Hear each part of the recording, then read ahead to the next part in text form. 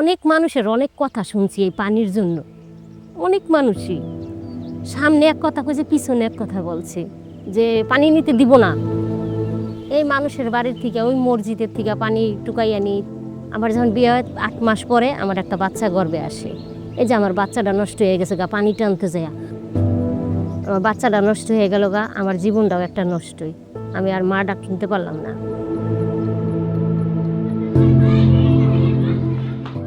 বরেন্দ্র এলাকায় এমনিতেই পানি সমস্যা, তারপরে আবার এই নিচ থেকে বরেন্দ্র প্রকল্পের মাধ্যমে গভীর নলকূপ দিয়ে অনেক পানি উঠানো হচ্ছে। তা দিয়ে বড় আবাদ করে। মানুষ তো বুঝে না আসলে এত পানি নিচ থেকে উঠালে নিচে পানি আসবে কোত্থেকে, এরকম চিন্তা ভাবনা তো কেউ করে না। পানি সংকটের কারণে প্রতিষ্ঠানের ছাত্রছাত্রীদের উপস্থিতিও একসময়তে অনেক কমে গিয়েছিল।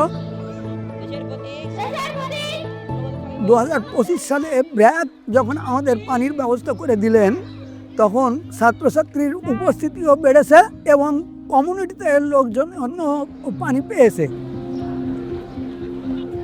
এই পানির সংকট নিরসনের জন্য ব্র্যাক এখানে দুটি অ্যাপ্রোচে কাজ করে।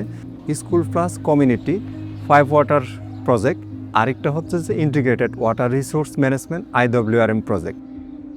আমরা এখানে হচ্ছে বড় একটা ক্যাচমেন্ট, এই ক্যাচমেন্টের মাধ্যমে বৃষ্টির পানিটা আমরা সংগ্রহ করে ফিল্টার হয়ে রিসার্চ হইলে আমরা রিসার্চ করতেছি গ্রাউন্ডে। এখানে সাবমার্সিবল পাম্পের মাধ্যমে উত্তোলন করে স্টোরেজ করে আমরা এখানে 5 ওয়াটার পয়েন্ট নেটওয়ার্ক করে এখানে স্কুল প্লাস কমিউনিটি দুইটাকে হচ্ছে যে সাপ্লাই দিচ্ছি, শুধুমাত্র খাবার এবং রান্নার কাজে ব্যবহার করার জন্য।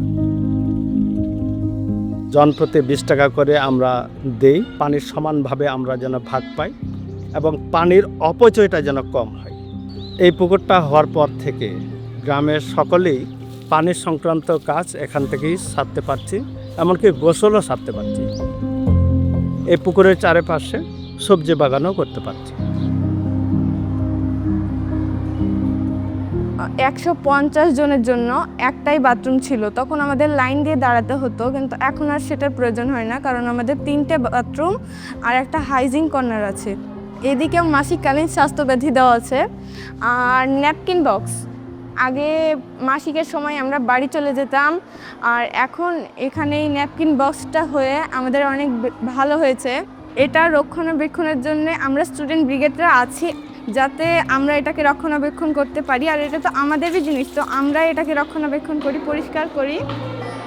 মেয়েরা খুব স্বাচ্ছন্দ্য বোধ করে, দেখা যায় ছেলেদের তুলনায় মেয়েদের উপস্থিতি অনেক বেশি এবং লেখাপড়াতে ওরাও আগ্রহী খুব। IWRM এর আরেকটা উল্লেখযোগ্য দিক হলো সারফেস ওয়াটারটা কাজে লাগানো। পুকুরটি পুনঃখনন করে এখানে সমাজের যে ডোমেস্টিক পারপাসে পানিটা দরকার হয় সেটা এখান থেকে করতে পারতেছে।